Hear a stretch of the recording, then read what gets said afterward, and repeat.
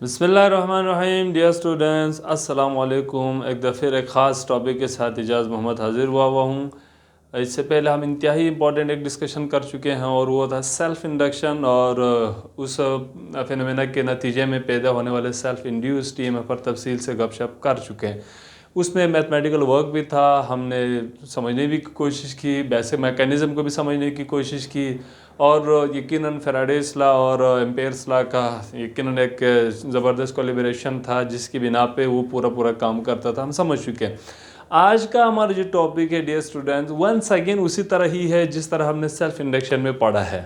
आज हम एक कॉइल नहीं लेंगे, आज हम दो कॉइल लेंगे। हमारा टारगेट है डियर स्टूडेंट्स, जहन में रख लीजिएगा, हमने एक ट्रांसफार्मर डिज़ाइन करनी है, यानी कि हम चाहें तो वोल्टेज को स्टेप अप करें या स्टेप डाउन करें, यानी कि हमारी ख्वाहिश है तो वो या वोल्टेज को बढ़ाएं या वोल्टेज को कम करें। तो उस ट्रांसफार्मर तक अगर आपको पहुंचना हो, ट्रांसफार्मर वाला टॉपिक समझना हो, तो आज का टॉपिक हमारे लिए इंतहाई इंपॉर्टेंट रोल प्ले कर सकता है। और अब टॉपिक का नाम है म्यूचुअली इंड्यूस्ड ईएमएफ। इस प्रोसेस को हम नाम देते हैं म्यूचुअल इंडक्शन। डियर स्टूडेंट, याद से वंस अगेन आपको फैराडेस लॉ का बेसिक जो है ना कंसेप्ट होनी चाहिए, किसी हाल में होनी चाहिए, और साथ साथ आपको किसी हाल में एम्पियर्स लॉ किसी हाल में मालूम होने चाहिए, क्योंकि इन्हीं दोनों के रेस्पेक्ट से ही, इन्हीं दोनों को बेस बनाकर हम पूरा आज म्यूचुअल इंडक्शन समझने की कोशिश करते हैं। चले हम अपने जो है ना टॉपिक की तरफ आ जाते हैं। डियर स्टूडेंट, आपको पता है कि अगर आपके पास एक कॉइल हो, इससे पहले वाला जो टॉपिक, उस कॉइल में से करंट गुजारा जाए तो बहुत सारे मैग्नेटिक फील्ड लाइन सेंटर में से पास हो रहा होगा, जो कि हमें एम्पियर ने बताया था। एम्पियर ने कहा था कोई भी कॉइल है और उस कॉइल से करंट गुजारा जाए तो उस सूरत में वो coil as a bar magnet behave करता है, उसका मैग्नेटिक फील्ड स्ट्रॉन्ग और स्ट्रेट होता है सेंटर में। तो मगर वो जो मैग्नेटिक फील्ड है वो करंट डिपेंडेंट है, अगर इसके करंट में चेंज आ जाए तो उस सूरत में इसके जो मैग्नेटिक प्रॉपर्टीज़ हैं उसमें कंटिन्यूसली चेंज आता रहता है।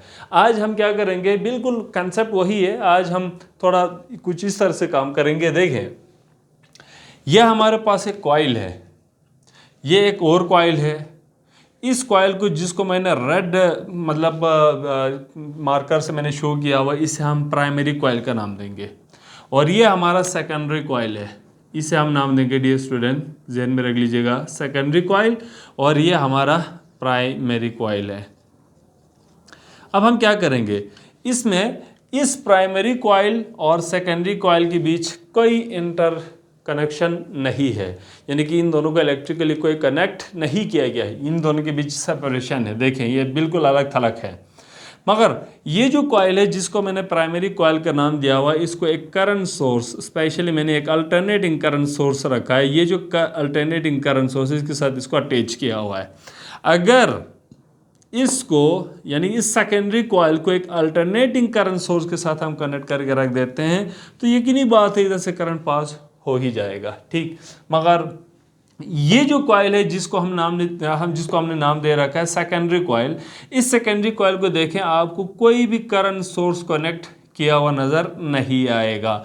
अब कुछ जो बच्चे हैं वो परेशान होगा, तो फिर ये क्या है, ये जहन में रख लीजिएगा, गैल्वानोमीटर है, ये सिर्फ और सिर्फ इस मकसद के लिए हमने कनेक्ट करके रखा हुआ है। गलती से कोई करंट मिल जाए तो इसके प्रेजेंस है, इसकी डिटेक्शन कर सके, वो मालूम करने के लिए हमने डियर स्टूडेंट ने गैल्वानोमीटर कनेक्ट किया हुआ। वैसे बिल्कुल ये कॉइल प्राइमरी और ये सेकेंडरी कॉइल बिल्कुल अलग थलग है। अब हमने क्या करना है, देखें, इस कॉइल को इस्तेमाल में लाते हुए, जिसे हमने नाम दे रखा है प्राइमरी कॉइल, इस कॉइल को इस्तेमाल में लाते हुए इस कॉइल को, जिसे हमने सेकेंडरी कॉइल का नाम दिया है, ईएमएफ पैदा करना है। इसका मतलब यहाँ पर एक कॉइल का रोल नहीं होगा, इसमें पूरा जो प्रोसेस है ये दो कॉइल के बीच हो रहा है, इसीलिए इस पूरा प्रोसेस को नाम देते हैं म्यूचुअल इंडक्शन, जिसके नतीजे में अगर ईएमएफ पैदा होता है तो इस ईएमएफ का नाम भी उसी मुनासिबत से म्यूचुअली इंड्यूस्ड ईएमएफ रखना चाहिए, क्योंकि इसमें एक कॉइल का रोल नहीं है, दो कॉइल का रोल होगा। तो ज़रा देखें कि इसमें क्या मसला है। तो डियर स्टूडेंट, हम क्या कर देते हैं काम, इसमें ये जो कॉइल है जिसे आपने प्राइमरी कॉइल का नाम दे रखा है, इसके अपने नंबर ऑफ टर्न्स हैं, ये जो कॉइल है इसको आपने सेकेंडरी कॉइल का नाम दे रखा है, इसके अपने नंबर ऑफ टर्न्स हैं। प्राइमरी के नंबर ऑफ टर्न्स को मैं एन पी से रिप्रेजेंट करता हूँ, number of turns in primary coil. ये नंबर ऑफ टर्न्स कम ज़्यादा कुछ भी हो सकता है, इस पर भी बहस करेंगे इंशाल्लाह ताला।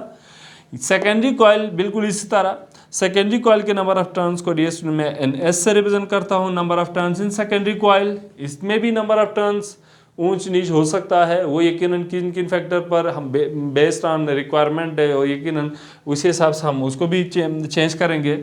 मगर इसके नंबर ऑफ फ्लक्स से इतना ज़्यादा गर्ज नहीं है, हमें सेकेंडरी कॉइल में ईएमएफ पैदा करना है। अगर इस सेकेंडरी कॉइल में ईएमएफ पैदा करना हो तो यकीनन फैराडे लॉ के मुताबिक, क्योंकि हमने करंट सोर्स को कनेक्ट किया हुआ नहीं है, अकॉर्डिंग टू फैराडेस लॉ इस कॉइल के नंबर ऑफ फ्लक्स में चेंज आनी चाहिए। फैराडे भी ये कहता है अगर किसी कॉइल में जो ईएमएफ पैदा करना हो तो हमें उस कॉइल के मैग्नेटिक फ्लक्स में विथ रेस्पेक्ट टू टाइम तब्दीली ना लाना पड़ेगा। तब्दीली आ नहीं रही, तब्दीली आ गई है, ज़हन में रख लीजिए। तो देखिए, तो ये जो फ्लक्स जो इस सेकेंडरी कॉइल से पास हो रहा है उसको मैं फाई एस से रिप्रेजेंट करता हूँ, number of flux in secondary coil. अलबत्ता इसमें एक टर्न नहीं है, दो टर्न नहीं है, तीन टर्न्स नहीं है, चार टर्न्स नहीं है, बहुत सारे हो सकते हैं। तो ये जो फ्लक्स हैं, बहुत सारे जो टर्न से गुजरने वाले टोटल फ्लक्स को मैं ds रिप्रेजेंट करता हूँ N S times of phis, number of turns in secondary coil times phis. इसका मतलब होगा ये total number of turns in secondary coil, total number of यहाँ पर हमें लिखना चाहिए total number of flux in secondary coil containing N S turns, क्योंकि इसकी जो नंबर ऑफ टर्न्स हैं सेकेंडरी कॉइल की उसको हमने एन एस से रिप्रेजेंट कर रखा है। अब बेसिक मैकेनिज्म अगर आपको समझना हो तो वंस अगेन, क्योंकि मैंने आपको पहले भी कहा है कि बार बार हमें रिवाइज करने की इतनी ज़रूरत शायद पेश ना आ जाए, मगर फिर भी ज़रा देख लीजिएगा यहाँ पर ये जो करंट सोर्स है आपको मालूम होनी चाहिए कि ये जो सिंबल है ना वो अल्टरनेटिंग करंट सोर्स होता है और ये डायरेक्ट करंट सोर्स का सिंबल होता है। तो खैर मैं यहाँ पर अल्टरनेटिंग करंट सोर्स में कनेक्ट किया हुआ है और इधर से जैसे ही करंट पास होगा एम्पियर के मुताबिक किसी भी कॉइल से जब करंट पास होता है वो as a bar magnet behave करेगा। जब as a bar magnet behave करेगा, और बोला था इसने कि नंबर ऑफ जो फ्लक्स है ना फील्ड लाइन सेंटर में स्ट्रॉन्ग और स्ट्रेट होती है, तो मैं इसको नंबर ऑफ टर्न्स को यूज से रिप्रेजेंट करता हूँ। और साथ साथ जो है ना इधर से आगे जो मैग्नेटिक जो फ्लक्स है कुछ इस अंदाज में होंगे, मगर कौन सा इन नॉर्थ पोल की तरह कौन सा इन साउथ पोल की तरह बिहेव करता हो वो डिपेंड करता है करंट की डायरेक्शन पर। ठीक, अब डियर स्टूडेंट आपको पता है कि इधर कितने फ्लक्स होंगे, वो जो मैग्नेटिक यानी कि इसका मतलब फ्लक्स का मतलब है फील्ड स्ट्रेंथ कितनी स्ट्रांग होगी, स्ट्रेट होगा। तो वो जो फील्ड स्ट्रेंथ है जिसको मैं अगर B से रिप्रेजेंट कर दूं तो वो म्यू नॉट टाइम्स NI के बराबर होता है। यानी ये आपको एम्पियर्स लॉ ज़हन में रख लीजिएगा आना चाहिए। तो ये जो मैग्नेटिक फील्ड है वो करंट पर डिपेंड कर रहा है। करंट जीरो होगी तो इसकी फील्ड, इसके जो सेंटर में मैग्नेटिक फील्ड भी जीरो होगा। यानी कि जितने भी फील्ड लाइन शो किया हुआ है ना वो सिर्फ उस सूरत में एप्लीकेबल होगा जब उधर से कोई ना कोई करंट पास हो रहा होगा। इस कॉइल के करंट को मैंने IP से रिप्रेजेंट किया है, यानी कि प्राइमरी करंट। ठीक, तो अगर करंट ज़्यादा होंगे तो इसके फील्ड स्ट्रेंथ ज़्यादा होगी। फील्ड स्ट्रेंथ ज़्यादा होने का मतलब होता है कि नंबर ऑफ फ्लक्सेस ज़्यादा पास हो रहा होगा। इसी तरह करंट और ज़्यादा होंगे तो फील्ड स्ट्रेंथ और ज़्यादा होगी। तो डियर स्टूडेंट्स ध्यान में रख लीजिएगा ये नंबर ऑफ जो है फील्ड लाइन्स है, फ्लक्स है जो इस कॉइल के यानी कि प्राइमरी कॉइल के दरमियान से पास हो रहा है। हमने क्या किया, चालाकी से काम किया। इसी प्राइमरी कॉइल के साथ में ही एडजेसेंट टू दी मतलब ये जो प्राइमरी कॉइल है हमने एक और कॉइल प्लेस किया। इस कॉइल का नाम हमने क्या रख दिया, सेकेंडरी कॉइल। हमने यहाँ पर जादू करना है। जादू क्या, यानी कि भले सेकेंडरी कॉइल को किसी करंट सोर्स के साथ ना कनेक्ट करें मगर फिर भी हमने इस सेकेंडरी कॉइल में EMF जनरेट करना है, और वो भी by Faraday's law of electromagnetic induction ही। ज़हन में रख लीजिएगा। तो हम क्या कर देते हैं, ये जो फील्ड लाइन जो प्राइमरी कॉइल से इमर्ज हो रहा है उन फील्ड लाइन में से कुछ फील्ड लाइन आपको नजर आ रहा होगा, वो कहां से पास हो रहा है, सेकेंडरी कॉइल के टर्न से पास हो रहा है। मगर ये जो फील्ड लाइंस है ना, जिसमें जितने फील्ड लाइन आपको नजर आ रहा है वो सब के सब फिक्स नहीं है, वो करंट पर डिपेंड करता है। अगर करंट ज़्यादा होंगे तो इसमें जो फील्ड लाइन ज़्यादा होगा, यानी कि सेकेंडरी कॉइल में ज़्यादा फ्लक्स इन होगा। अगर इस करंट को की जो वैल्यू है प्राइमरी कॉइल की, जो प्राइमरी कॉइल में जो करंट की वैल्यू कम कर देंगे तो यहाँ पर नंबर ऑफ फ्लक्स भी क्या होगा, यकीनी बात है कम होगा। तो अगर यहाँ पर यानी कि प्राइमरी कॉइल में अगर मैं अल्टरनेटिंग करंट सोर्स कनेक्ट करके रख दूं तो उस सूरत में अल्टरनेटिंग जो करंट की वैल्यू वो फिक्स थोड़ी रहता है, वो तो कंटिन्यूसली क्या होता रहता है, चेंज होता रहता है with respect to time. Time के साथ साथ उसका जो एम्पलीट्यूड है या मैग्नीट्यूड ऑफ जो करंट है वो कंटिन्यूसली क्या होगा, चेंज होगा। अगर इसमें करंट की वैल्यू कंटिन्यूसली चेंज होता रहे तो यकीनन इस सेकेंडरी कॉइल के नंबर ऑफ फ्लक्स में ऑटोमेटिकली क्या आएगा, चेंज आएगा। अब हमारा दिमाग काम करता है, हमारे दिमाग रिकॉल करता है फेराडेस लॉ को। फेराडे साहब फरमाता है अगर किसी कॉइल के फ्लक्स में तब्दीली आती है तो उस सूरत में उसमें एक ईएमएफ पैदा होता है। एक दफ़ा फिर जहन में रख लीजिएगा, ईएमएफ का मतलब होगा इसमें जितने भी टर्न्स जो शो आपको किया हुआ है वो बेसिकली कंडक्टिंग वायर है, जाहिर सी बात है उसमें चार्जेस मौजूद होते हैं। उन चार्जेस को मिलने वाले एनर्जी को ही हम इंड्यूस्ड ईएमएफ कहते हैं, जहन में रख लीजिएगा। तो उन चार्जेस को एनर्जी मिलेगी, जब इन चार्ज को एनर्जी मिलेगी तो चार्ज इतना शरीफ नहीं, वो उधर नहीं रुका रहेगा बल्कि वो चार्ज और द सर्किट मूव करेगा। उस करंट को हम इंड्यूस्ड करंट का नाम देते हैं। तो अब हमारे जो गैल्वानोमीटर जो बिल्कुल पहले यूं होकर बैठा हुआ था वो अब डिफ्लेक्शन देता रहेगा।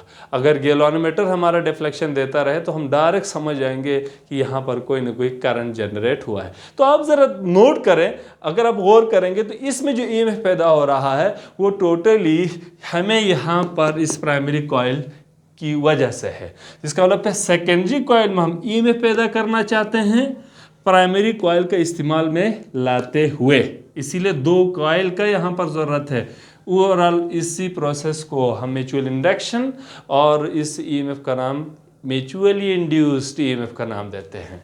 तो देखिए, process of induced EMF in one coil due to change in current in another coil, जिसे हम म्यूचुअल इंडक्शन का नाम देते हैं, and the EMF so obtained is called induced mutually induced EMF. यहाँ पर मैं देखो सो ऑब्टेन लिखना चाहिए, ठीक है ना, ये हो गया जी। अब देखें इस कॉइल को मैंने प्राइमरी कॉइल जिसमें हम करंट चेंज लाते हैं और जिसमें हम ईएमएफ पैदा करना चाहते हैं उसे सेकेंडरी कॉइल। मुझे उम्मीद है यहाँ तक का मसला आपको नहीं होगा। अब ये भी मैंने आपको बताया था कि इसके नंबर ऑफ टर्न्स को एनपी से, इसका जो सेकेंडरी कॉइल इसके नंबर ऑफ टर्न्स को एनएस से, और इसमें क्योंकि हम पैदा ही इसमें करना चाहते हैं यानी कि सेकेंडरी कॉइल में ही पैदा करना चाहते हैं तो हमें सेकेंडरी कॉइल के फ्लक्स में तब्दीली लाना पड़ेगा। तो इसीलिए सेकेंडरी कॉइल के एक टर्न का जो फ्लक्स है उसको मैं फाई एस से रिप्रेजेंट करता हूँ, number of flux in secondary coil containing one turn. और अगर उसमें बहुत सारे टर्न होंगे तो यकीनन total flux N S phi S होगा, जो कि हमारे सेकेंडरी कॉइल से रिलेटेड है। अब डियर स्टूडेंट, आपको अगर सेल्फ इंडक्शन या सेल्फ इंड्यूस्ड ईएमएफ जो हमने जो टॉपिक है वो अगर आपके दिमाग में होगा तो हमारा काम थोड़ा आसान होगा। इसमें क्या कर देते हैं, नंबर ऑफ जो फ्लक्स इन सेकेंडरी कॉइल, यानी कि सेकेंडरी कॉइल जिसमें number of turns N S है और इसके फ्लक्स को फाई एस से रिप्रेजेंट करता हूँ, तो टोटली डिपेंड किस चीज़ पर करता है, प्राइमरी कॉइल के करंट पर। तो इसीलिए इन दोनों का जो आपस में जो रिश्ता है ना वो डायरेक्टली है। इसका मतलब क्या होगा, जितना प्राइमरी करंट ज्यादा होंगे number of turns in secondary coil number of flux in secondary coil जिसमें एन एस जो टर्न्स हैं वो भी ज़्यादा होगा। इस तरह करंट जीरो होगा तो फ्लक्स की इसका करंट यानी कि प्राइमरी कॉइल की जो करंट जीरो होगी तो फील्ड लाइन पैदा नहीं करेगा, तो यकीनी बात है उसमें जो है ना फ्लक्स भी ऑटोमेटिकली क्या होगा, ज़ीरो होगा। मैंने साइन ऑफ प्रोपोजिटिव ख़त्म करने के लिए इक्वल टू के साथ कांस्टेंट लिखा है और आई पी को एज इट इज़ उतार दिया है। कांस्टेंट को हटाया और उसको मैंने कैपिटल एम से रिप्रेजेंट कर दी, तो ये म्यूचुअल इंडक्टेंस यानी कि इन दोनों कॉइल का म्यूचुअल इंडक्टेंस होगा, यानी कि प्राइमरी कॉइल में करंट की वजह से सेकेंडरी कॉइल में कितना ईएमएफ पैदा हो सकता है, ईएमएफ की वैल्यू कम हो सकता है, ईएमएफ की वैल्यू ज़्यादा हो सकता है, वो हमें इन दोनों का जो म्यूचुअल इंडक्शन से ही पता लगेगा। म्यूचुअल इंडक्टेंस कैपिटल एम की वैल्यू से पता चलेगा। डियर स्टूडेंट, तो इसको मैंने mutual inductance of the two coil का नाम दे दिया है।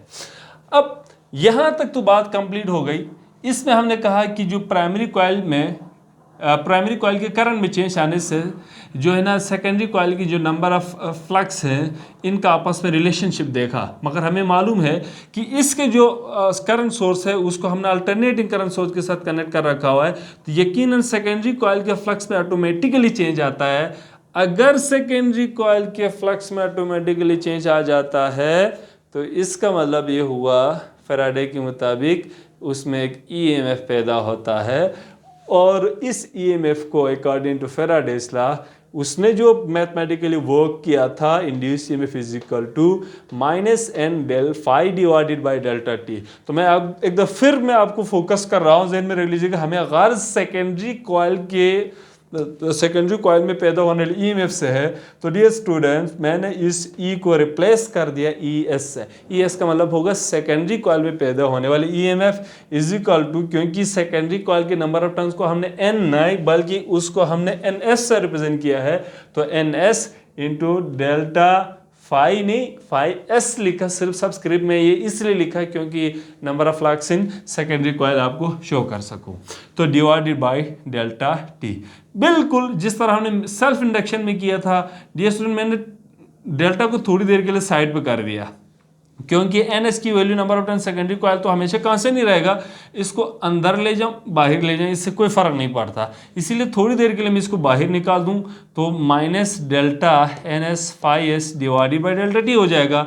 अब अगर आप यहाँ पर इस फार्मूले को देखें, इक्वेशन नंबर 1 में N S phi S M I P के इक्वल है, तो मैंने कुछ नहीं किया डियर स्टूडेंट, मैंने इस एन एस फाई एस को रिप्लेस किया एम आई पी से, डेल्टा एज इट इज लिखा हुआ है, सिर्फ इस वैल्यू को मैंने एम आई पी से रिप्लेस किया है। और आपको मालूम है मैंने इधर बताया भी था कि एम यहाँ पर म्यूचुअल इंडक्टेंस को जाहिर करता है।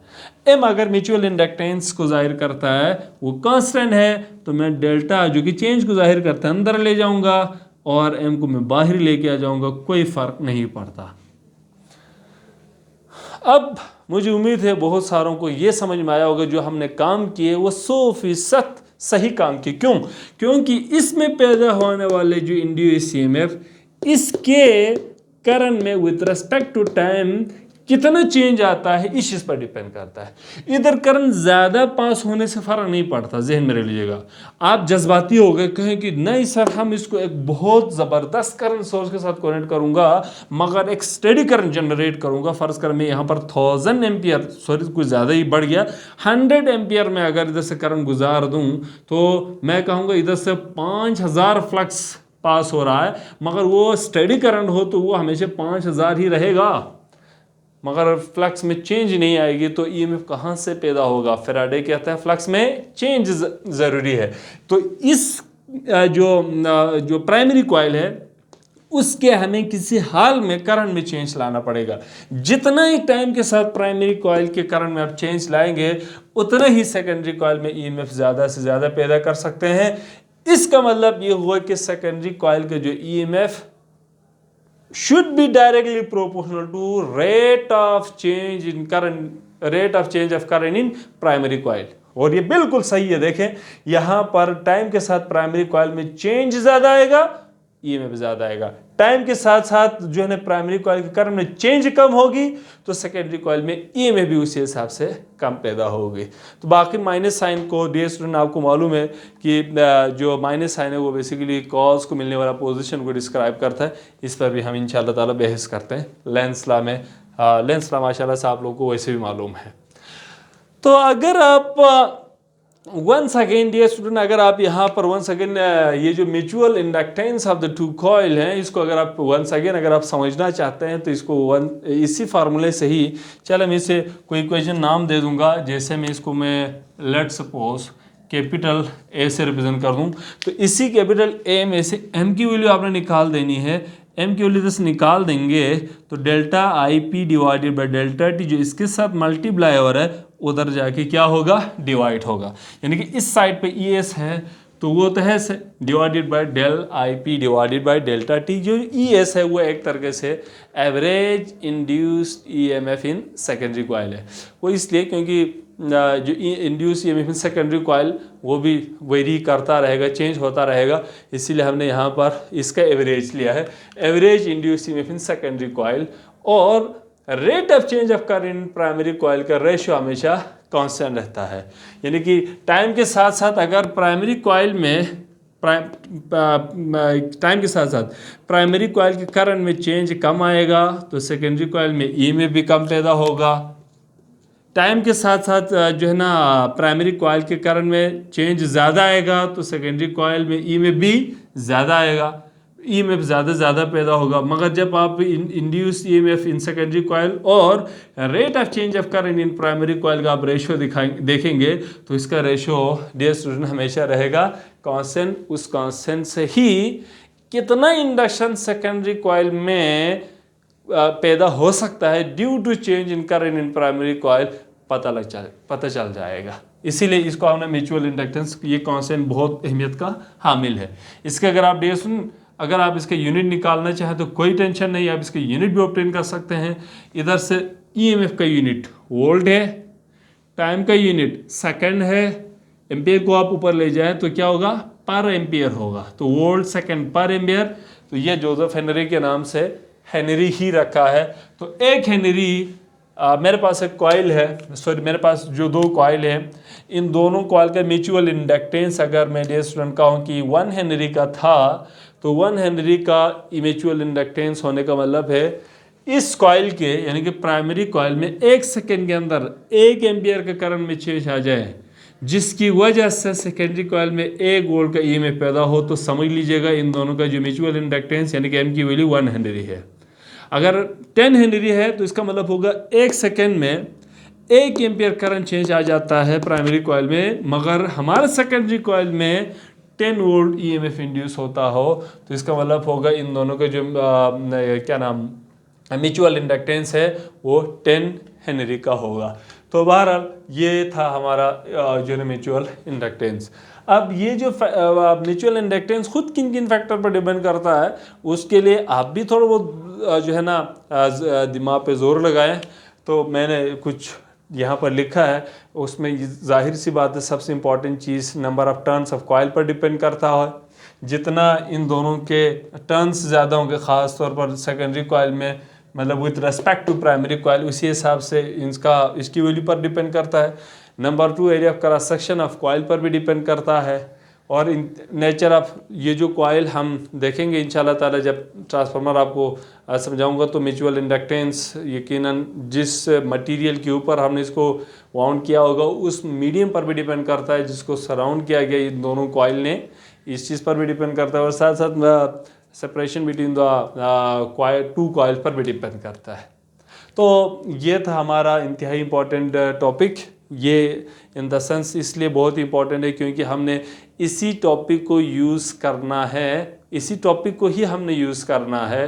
और जब हम ट्रांसफार्मर पढ़ेंगे हमने, क्योंकि वोल्टेज को कम ज़्यादा करनी है, तो हमारे पास ऐसा कोई गुण होनी चाहिए जो वोल्टेज को कम भी करे और वोल्टेज को ज़्यादा भी करे। तो वो था हमारा ट्रांसफार्मर का टॉपिक। मगर ट्रांसफार्मर का जो वर्किंग प्रिंसिपल है वो म्यूचुअल इंडक्शन ही है। म्यूचुअल इंडक्टेंस आपको किसी हाल में ये टॉपिक समझ में आना चाहिए। तो बहरहाल मुझे उम्मीद है आप में से हर एक ने जिन्होंने ज़रूर इस लेक्चर को समझा होगा, उम्मीद है इंशाल्लाह ताला आप समझते रहेंगे हमारे लेक्चर को और साथ साथ ताउन भी करते रहेंगे, यानी सब्सक्राइब करेंगे, दोस्तों के साथ शेयर करेंगे ताकि जो है हमारा हौसला अफजाई हो। तो एक नए टॉपिक के साथ फिर इंशाल्लाह ताला हाजिर होंगे। तब तक के लिए इजाज़त मोहम्मद को इजाज़त दीजिए। अल्लाह हाफिज़।